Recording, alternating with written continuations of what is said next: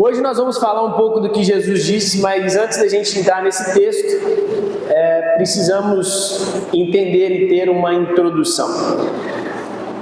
Principalmente a última música que cantamos aqui, falamos que a gente quer ver a face do Senhor, que queremos ver o céu se abrir. Nós já nos preparamos, já nos vestimos e estamos aguardando a volta iminente do nosso Senhor Jesus. A canção que a gente canta, extremamente fervorosos, está falando a respeito do que está escrito em Apocalipse. No finalzinho de Apocalipse está dizendo que o linho fino, as vestes, a roupa da noiva, ela tem a ver com os atos de justiça, ou seja, tem a ver com as ações amorosas para com os outros. Então, os nossos atos de amor para com o nosso próximo é o nosso linho fino, é o linho fino da igreja.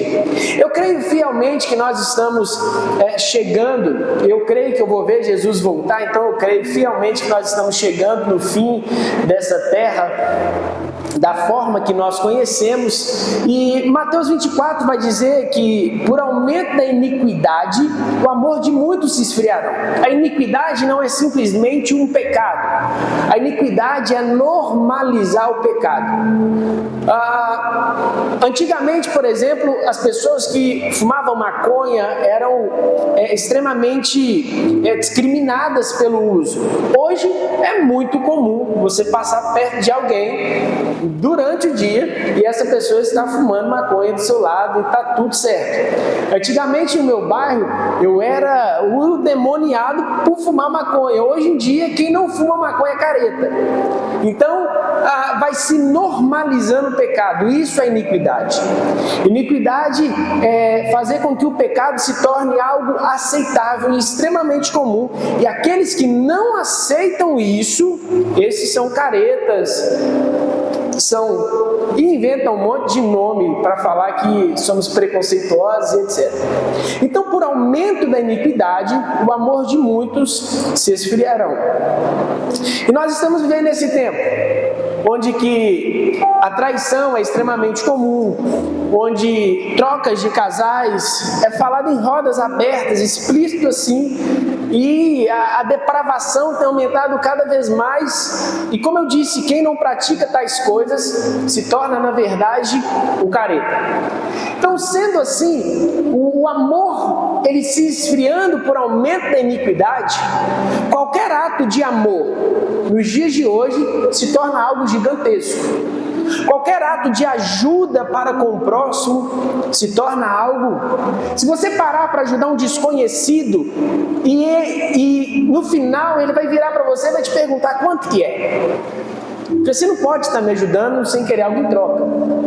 Você não pode ter parado o carro aqui e ter me ajudado. Eu não posso ver ninguém parado, irmão. Se eu vejo alguém parado, eu paro. É certeira, a Bruna já sabe. Se eu vejo um carro parado, precisando de socorro, eu encosto, tá tudo bem aí? Tá precisando de alguma coisa?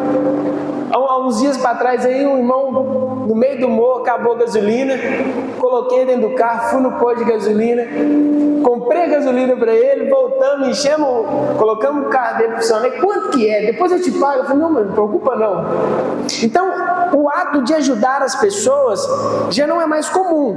As pessoas não estão mais acostumadas em receber ajuda. E como eu disse, por esfriar o amor de muitos, o ato de amor para com o próximo, isso vai ser uma evidência muito grande. Nós oramos e cantamos aqui também a respeito do avivamento, aviva no Senhor, aviva no Senhor. Mas a pergunta que eu me faço é que tipo de avivamento que nós queremos?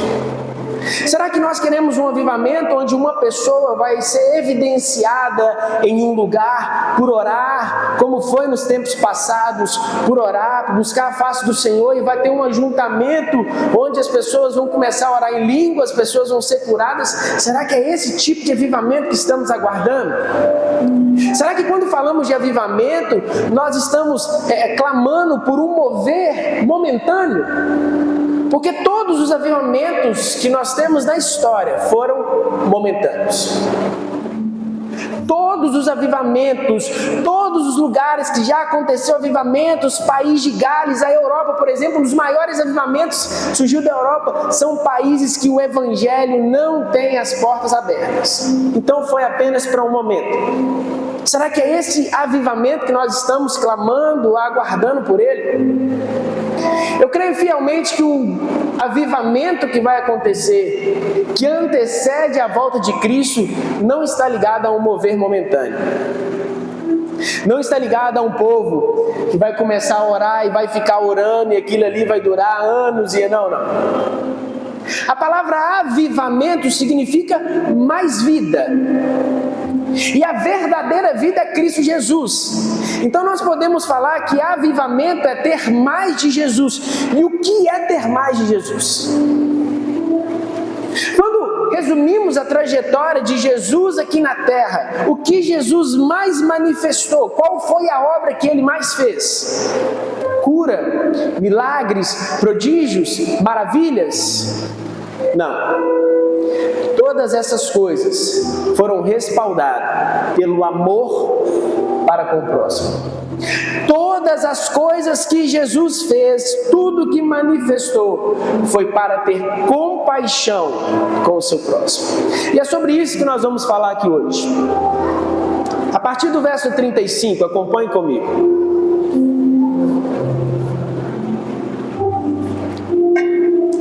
Jesus ia passando por todas as cidades e povoados, ensinando nas sinagogas, pregando as boas novas do reino e curando todas as enfermidades e doenças. Ao ver as multidões, teve compaixão delas, porque estavam aflitas e desamparadas como ovelhas sem pastor. Então disse aos seus discípulos: a seara é grande, mas os trabalhadores são poucos. Peçam, pois, ao Senhor da seara que envie trabalhadores para a sua seara. No capítulo 10, que é o capítulo seguinte, Jesus ele envia 70 discípulos para os povoados, para ali eles pregarem o evangelho, para expulsarem demônios, curarem enfermos. Mas nós vamos nos atentar a esta fala de Jesus. Verso 35 novamente. Jesus ia passando por todas as cidades e povoados, ensinando nas sinagogas, pregando as boas novas do reino de Deus, curando todas as enfermidades e doenças. Qual a diferença de enfermidades e doenças? Existe uma diferença dessas duas palavras. A doença está relacionada a problemas físicos, a fluxo de sangue, por exemplo, a paralisia, entre outras coisas, está ligado ao físico. Já a enfermidade não. A enfermidade tem a ver com a imoralidade. Então o texto não está falando apenas de pessoas que têm problemas físicos, mas pessoas que têm problema no seu caráter. Olha que interessante. Quando nós passamos esse texto e olhamos para ele, a gente associa tudo a simplesmente uma enfermidade, mas não. Por que Jesus ele afirmou a respeito de doenças e enfermidades? Porque, meu irmão, é muito difícil lidar, trabalhar, amar com pessoas que não têm caráter. É muito difícil nos propormos a cuidar de alguém que não tem caráter, alguém que é mentiroso, alguém que mente com a cara lavada na nossa frente. Alguém que tem a capacidade de te enganar e utilizar da sua ajuda para os benefícios próprios, sem respeitar o seu amor, o seu carinho, a sua dedicação para com eles. Então, um exemplo, por exemplo, de caráter que Jesus teve, que houve uma cura, foi lá na cruz. O ladrão não tinha nenhuma enfermidade, mas ele foi curado do seu caráter. Ele foi curado do seu mau caratismo, na verdade. Outro homem que foi curado pela sua imoralidade foi Zaqueu. Quando ele se converte, ele não tem nenhum problema físico, mas ele fala assim: todo mundo que eu roubei, eu vou devolver 2 vezes mais. Ou seja, era uma pessoa que era mau caráter. Então Jesus, ele passava por esses lugares e vendo essas pessoas mau caráter e pessoas doentes fisicamente, o verso seguinte vai falar: teve compaixão delas, porque elas estavam aflitas e desamparadas como ovelhas sem pastor. Olha, o mau caratismo muitas das vezes é a falta de alguém para amar, cuidar, orientar essas pessoas. É a falta de alguém abraçar e ela cria essa máscara, ela cria essa casca para se proteger. Então, se alguém amar, cuidar, ela vai se libertar dessa casca, dessa enfermidade. E Jesus, tanto para os mau caráter quanto para os que tinham um problema físico, Jesus teve compaixão.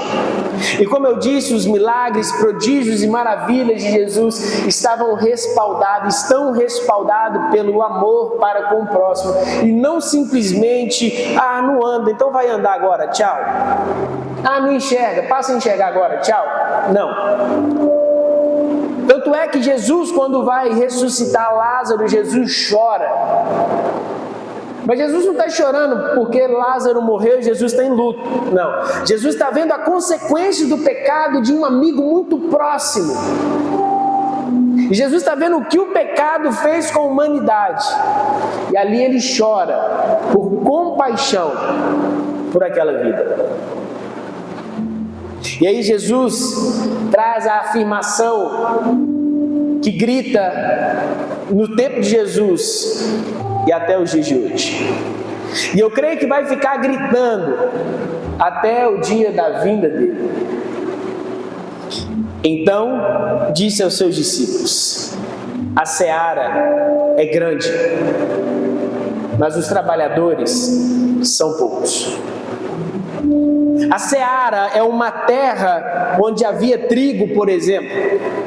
Então está falando, tem muito trigo para ser colhido, mas tem poucas pessoas que querem se dedicar a colher o trigo. A seara é grande, nós temos muito trabalho. Que tipo de trabalho? Na mídia? No som? Não. Nós temos um trabalho, e esse trabalho é compaixão dos necessitados. Nós temos muito trabalho lá dentro da empresa que você trabalha. Nós temos muito trabalho dentro da sua família. Nós temos muito trabalho no meio das pessoas que você convive no seu dia a dia. E esse trabalho está faltando amor para elas. Mas eu quero te fazer uma pergunta. Você, como um trabalhador dessa seara, tem manifestado amor para com essas vidas? Tem amado o imoral? Tem amado o doente, o chato, o irritante? Você tem conseguido manifestar um amor para as pessoas que estão ao seu redor? É interessante que quem aqui trabalha? Quem aqui é folgado? Levanta a mão. Brincadeira. Todo mundo aqui trabalha. E ninguém vai acordar na quarta-feira. Pode ser que a sua empresa emendou, amanhã você não vai trabalhar. Mas na quarta-feira falar, não vou mais trabalhar. A partir de hoje eu vou ficar em casa. Não irei mais trabalhar. Que maravilha que seria. Já pensou o salário caindo na conta e você em casa, tranquilo, sem precisar de fazer nada. Mas todos nós trabalhamos por uma necessidade. Precisamos colocar comida em casa. Por isso que a gente acorda cedo para ir trabalhar. E por máximo que você possa amar o seu serviço, meu irmão. Se virar para você, vou te pagar para você ficar em casa, cuidar da sua esposa ou do seu marido, dos seus filhos, passear, viajar sem precisar vir aqui. Por máximo que você possa amar o seu serviço. Você não é louco ao ponto de falar, não, eu vou vir trabalhar. Então enxergamos o serviço, por mais que a gente possa amá-lo, como uma necessidade. Nós precisamos trabalhar. E por isso que Jesus nos colocou esse ensinamento como uma parábola. Por isso que Jesus colocou de um modo figurado. Da mesma forma que o trabalho é extremamente essencial, necessário para vocês, entendam que o reino de Deus existe um trabalho, mas tem poucos trabalhadores. Porque servir o reino de Deus não vai colocar comida na sua casa. Não vai ter um salário por você servir o reino de Deus. Amar uma pessoa chata, cuidar dessa pessoa, se dedicar para uma pessoa que mente na sua cara, para uma pessoa que vai te trair, para uma pessoa que vai virar as costas para você. Isso não vai fazer com que os seus bens financeiros aumentem. Isso não vai fazer com que você conquiste os seus sonhos materiais. Então, entre trabalhar para ter o meu dinheiro material, ou trabalhar no reino, para um trabalho a qual os meus olhos naturais não vão conseguir contemplar a matéria, o dinheiro, a minha conta gorda, eu vou trabalhar no que vai me dar dinheiro. E por isso que existe muito trabalho e poucos trabalhadores. Por isso que tem muitas pessoas para serem alcançadas, mas ainda não foram. Por isso que existem muitas pessoas deprimidas ao nosso redor, existem muitas pessoas pensando em tirar a própria vida. Porque os trabalhadores estão preocupados com muitas outras coisas, de menos com a seara. Porque os trabalhadores estão gastando tempo com muitas outras coisas, de menos com aquilo que é eterno. A seara é grande, mas tem poucas pessoas para trabalhar. Existem muitas pessoas para ser amadas, para receber compaixão. Talvez a sua mente, se você veio de uma outra igreja, a sua mente quando fala trabalho, você vai associar isso aqui. Não, aqui não tem trabalho para você. Aqui não tem trabalho para você. Não precisa de louvor, não precisa da mídia, não precisa de nada. A gente pode cancelar isso aqui tudo. Isso não é trabalho. Quando estamos falando de seara, de trabalho, não estamos falando de movimentar essa estrutura, essa instituição igreja, não. Estamos falando de amar as pessoas que estão ao nosso redor. Jesus, ele está falando, ele passava pregando, anunciando, curando enfermos, curando doentes, curando imorais. Olhando para a multidão, ele teve compaixão dessas pessoas. E aí ele está mostrando, olha o quanto de trabalho há. Pessoas carentes do amor, pessoas carentes de compaixão, pessoas carentes de atenção. Mas tem poucas pessoas para atendê-las. Tem poucas pessoas disponíveis para atendê-las. Tem poucas pessoas que querem orar pelos outros, aconselhar, porque estão envolvidos com outros trabalhos. O que eu devo fazer então? Eu devo largar o meu serviço e começar a pregar o evangelho por aí? Não. Você tem que olhar para o seu serviço como esse campo, essa seara. Você tem que olhar para o seu serviço como a seara que o Senhor te colocou lá para amar essas pessoas. Mas por que eu preciso de viver assim? Porque caso contrário, você está vivendo por coisas fúteis, que se a sua vida for levada hoje, ela não serviu para nada. E ainda que a sua conta esteja gorda, todo o dinheiro ajuntado não vai servir para nada. Que ainda que você tenha realizado todos os sonhos, não passou dessa terra. Existe muito trabalho, muitas pessoas carentes, muitas pessoas necessitando de um amor, mas existem poucas pessoas dispostas a amar. E sabe o que mais me preocupa nisso? O que mais me preocupa não é por ter muito trabalho e poucos trabalhadores. O que mais me preocupa é saber com que as igrejas estão lotadas. As igrejas estão cada dia mais cheias de pessoas que estão agradecendo o sacrifício que foi feito na cruz, agradecendo a graça que receberam, agradecendo a salvação que receberam, agradecendo por ter sido absorvido do inferno, da condenação eterna, mas de pessoas que não conseguem se movimentar para entregar aquilo que recebeu. Pessoas que conseguem abrir a boca, louvar, glorificar o Senhor com palavras lindas, com canções maravilhosas, mas não conseguem olhar para o seu próximo e amar. Uma pessoa me mandou por brincadeira no Instagram, uma pessoa falando que é chato quando o pastor pede para cumprimentar 10 pessoas na igreja, né? E eu todo culto eu falo, levanta, abraça o seu irmão. E aí a pessoa me mandou brincando comigo e tal, porque eu sempre peço. Mas para você ver o ponto que chegamos, muitas pessoas se incomodam de cumprimentar o próprio irmão que professa a fé no mesmo Deus, no mesmo Pai. Fala para mim se essas pessoas conseguem amar um drogado. Fala para mim se essas pessoas conseguem amar uma prostituta. Fala para mim se essas pessoas conseguem dar atenção para alguém. Se não consegue amar, se não consegue cumprimentar o irmão que chama o mesmo pai, que chama o seu pai de pai. Então nós chegamos no tempo da hipocrisia, onde as igrejas estão lotadas, onde as canções estão cada dia mais teológicas, mais lindas. A IA facilitou cada vez mais as pregações que a gente puxa lá, joga na IA, vem do grego, vem do hebraico, vem tudo. Então as pregações cada dia mais ricas, mais maravilhosas. Você olha, meu Deus, que riqueza de pregação, mas que não está mais transformando o caráter, não está mais transformando e levando as pessoas a amar por gratidão pelo que recebeu. As pessoas estão cada dia mais voltadas para si mesmo, para a sua própria vontade, para o seu próprio descanso, para o seu próprio deleite. E meu irmão, não se engane, isso não é igreja.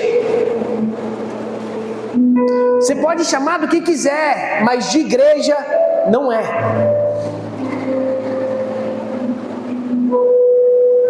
O fruto do Espírito, hoje de manhã falamos um pouco sobre isso, e vamos estudar Gálatas capítulo 5, o fruto do Espírito, ou seja, aquilo que o Espírito gera em nós, são coisas para abençoar, respeitar e amar o nosso próximo. E se eu não consigo fazer isso com meu irmão dentro da igreja, será que esse Espírito está em mim? Ou será que eu estou dentro de um sistema de ir para a igreja, entregar o meu dízimo, a minha oferta, e não fazer mais as coisas erradas que eu fazia?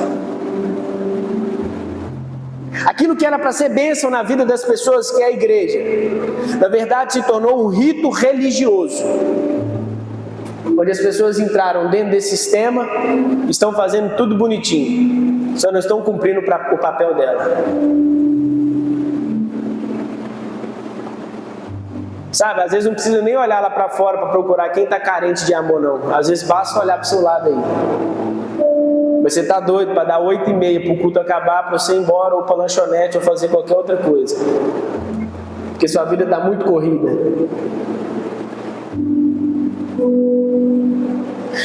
Eu tinha uma mentalidade que o culto de domingo era um culto evangelístico, a qual a gente tinha que pregar palavrinhas de bênção, o Senhor vai te abençoar, mas na verdade não. A igreja é a reunião dos santos. Isso aqui é a reunião, é a assembleia dos santos, é a assembleia dos convertidos. E aqui precisamos tratar pontos essenciais. E aquilo que é primordial, a igreja está falhando em amar o seu próximo como Jesus nos amou, em ter tempo, porque falar que ama é fácil, mas ter tempo para ouvir, para cuidar. E como eu disse, às vezes a pessoa que está precisando está aí do seu lado, mas o que muitas vezes eu recebo é: pastor, conversa com fulano de tal que está precisando. E a minha vontade de falar assim: você converteu ontem?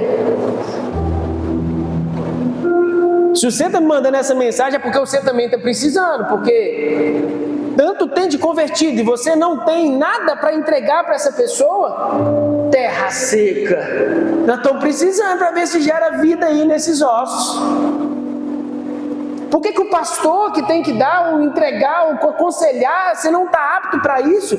É porque eu não sei da palavra. Não, onde na Bíblia fala que precisamos ser teólogos para aconselhar alguém? Onde na Bíblia fala que você precisa ter um conhecimento de capa a capa da Bíblia para aconselhar alguém, para amar alguém? Pedro, dentro da sua ignorância, Jesus fala assim: você me ama, então vai cuidar das minhas ovelhas.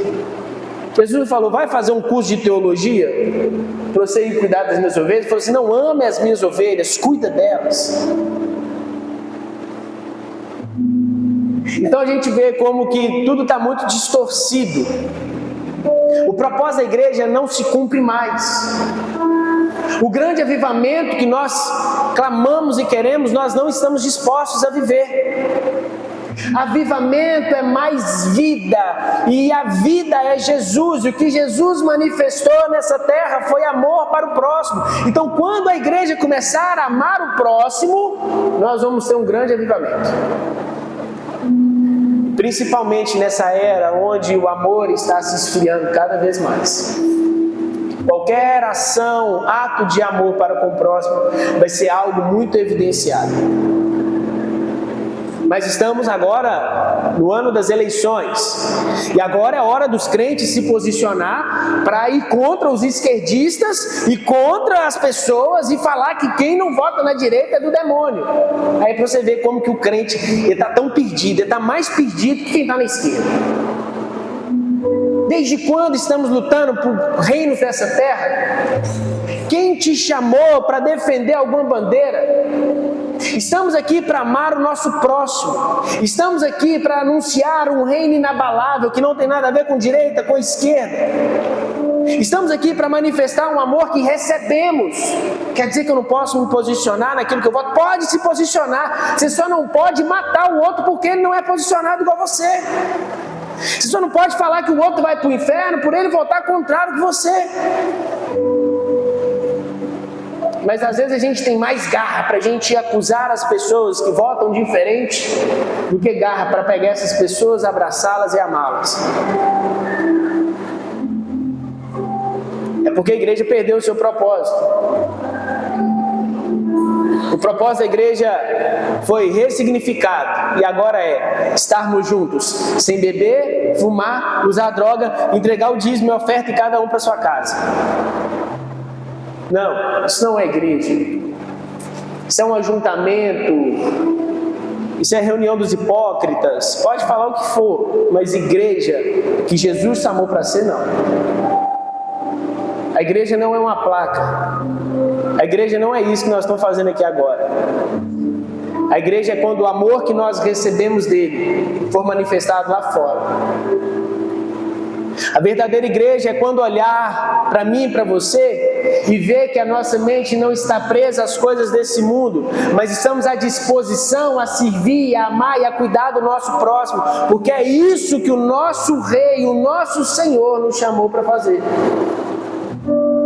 Então é quando olhar para mim e para você e ver que nós não vivemos segundo os padrões dessa terra, e sim os padrões celestiais.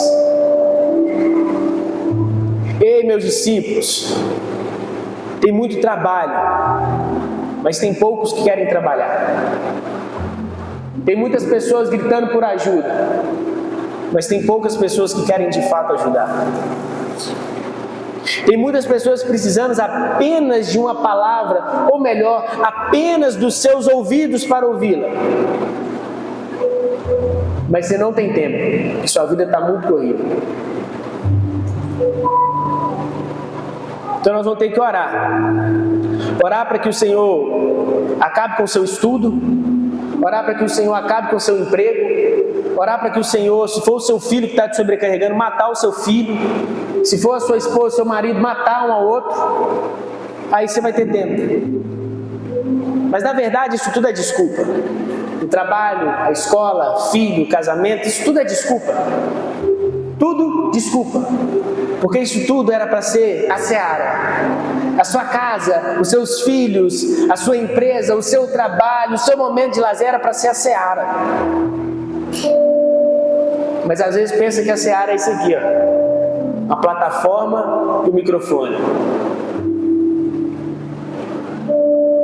Se queremos de fato um avivamento, nós precisamos estar dispostos a viver. Se queremos de fato um avivamento, precisamos entender que avivamento é esse. Será que é cair, rodar, pular? Não. Esquece. A fé, o amor e a esperança. A fé e a esperança vai passar, mas o amor não. O amor é eterno. Então, a igreja amando, a igreja se entregando para amar o próximo, é um avivamento que nunca vai passar. A igreja manifestando o amor que recebeu de Cristo para com o próximo, é um avivamento que não está apegado a uma estrutura como essa, a um povo orando, a um povo chorando, não. Só precisa de um doente, só precisa de um enfermo, só precisa de um imoral, para que a gente possa amar essas vidas e elas serem transformadas e gerar vida na vida delas. Então nós precisamos parar e analisar o que é que nós estamos fazendo como igreja. O que é que nós estamos fazendo como igreja? Qual o nosso posicionamento diante do nosso dia? O que você está fazendo no seu dia a dia? Diante da seara, diante das pessoas que Deus tem colocado na sua vida, o que você tem feito?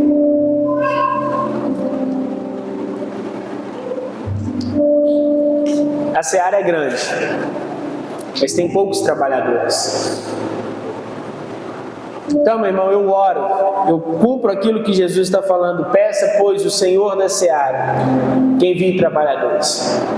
Eu oro para que o Senhor envie trabalhadores. Tem muito trabalho. Tem muitas pessoas carentes. Tem muitas pessoas precisando de uma palavra, de um abraço, de atenção. Mas tem poucas pessoas dispostas a fazer isso. Que a nossa mentalidade religiosa, estrutural, ela caia por terra para que a gente possa ser uma igreja verdadeira. O reino de Deus é muito maior do que a placa dessa igreja e as 4 paredes dela. O reino de Deus é muito maior do que você não fazer as coisas de errado que você fazia, você entregar o seu dízimo e a sua oferta. Isso é mínimo. Isso não tem nada a ver com seara. Então o Senhor está te chamando. Acorda, ó tu que dormes. Sai desse lugar de conforto. Saia do seu sofá. Saia da frente da sua Netflix e vamos viver uma vida. Porque tem pessoas gritando por socorro. E talvez você um dia, assim como eu, foi uma dessas pessoas. E a sua atitude de não amar o seu próximo mostra a sua ingratidão pelo que o Senhor fez. Não é assim, não é.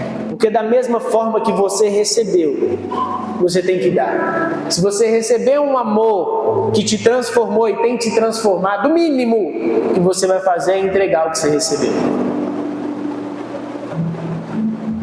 Então precisamos sair do nosso sofá, do nosso Instagram, sair da nossa Netflix e entender as pessoas estão gritando por amor. E eu estou indo para o trabalho agora, não é para simplesmente receber o meu salário no final do mês, mas é porque lá é um campo, é uma seara que o Senhor me plantou para que essas pessoas conheçam o amor dele. Mas se eu amar essas pessoas, eu vou ser demitido. Eu não estou nem aí com as coisas dessa terra. Eu vou simplesmente amar as pessoas. Eu vou cumprir o que me foi confiado. Mas se eu for demitido, o Senhor da seara vai te colocar em outra seara para cumprir o propósito. Então você não é dependente do seu patrão, você não é dependente do seu CNPJ, você não é dependente do quanto que cai na sua conta. Porque a seara, que quem te chamou para trabalhar tem um dono, e ela não depende de nada disso. Então vamos acordar e parar de brincar de igreja. Não tem problema, pode mandar, pastor, conversa com fulano de tal, eu vou conversar com muito amor. Mas vou ficar muito feliz quando você conversar com o fulano de tal. Eu vou ficar muito feliz quando você for o canal de Deus para a transformação dessa pessoa. Eu vou ficar muito feliz quando eu souber que essa pessoa foi curada através da sua vida. Porque quando você joga para mim, você está falando, é porque você é crente e eu não sou. É porque você recebeu e eu não. E não, meu. Todos nós temos o mesmo espírito, a mesma autoridade. E o Senhor só está te pedindo uma coisa, não é curso de teologia. Ele está pedindo para amar. E tendo compaixão. Compaixão dessas pessoas. Ele curava, ele pregava, ele ensinava e alertou seus discípulos. Tem muito trabalho. E para concluir, capítulo 10 de Mateus e Lucas 10 também vai relatar a respeito disso. Jesus, ele envia os 70 discípulos e fala assim: você vai chegar nessas cidades, e a casa que abrir a porta para você, sabe o que você vai fazer? Você vai sentar e vai comer com eles. E não fica mudando de casa em casa não. Você vai ficar naquela casa e vai se alimentar com eles. Ou seja, Jesus não está falando para você chegar e falar: Jesus te ama, você aceita? Então recebe, tchau. Não. Vai lá ter intimidade com eles. Vai gastar tempo com eles. Vai lá e senta na mesa. Ouve eles. Escuta eles. Fala para eles. Gaste tempo com essas pessoas. Então o Senhor está te chamando para sentar na mesa das pessoas, para que através da sua vida elas recebam o reino de Deus, recebam o Espírito Santo. A seara é grande, mas os trabalhadores são poucos. Nós estamos conseguindo amar quem está do nosso lado, aqui dentro. Imagina lá fora. Então precisamos voltar no princípio de tudo e olhar para Jesus e ver o que Ele fez e copiar. Amar o nosso próximo como Ele nos amou é um mandamento, não é uma sugestão, não é um cardápio que você pode escolher. É um mandamento que o Senhor te dá. E se você o ama de verdade, corresponder ao amor que você recebeu não é cantando louvores a Ele, não é entregando o seu dízimo, a sua oferta, mas é amando o seu próximo. Você me ama? Então apacente as minhas ovelhas. Você me ama? Então vai para a igreja cantar. Você me ama? Então entrega o seu dízimo. Você me ama? Então você vai jejuar tantas vezes na semana. Você me ama? Então vai cuidar do meu povo. Vai cuidar das minhas ovelhas, porque elas estão sem pastores. Elas estão precisando de você. Amém? Fique de pé no seu lugar. Não fique com raiva de mim.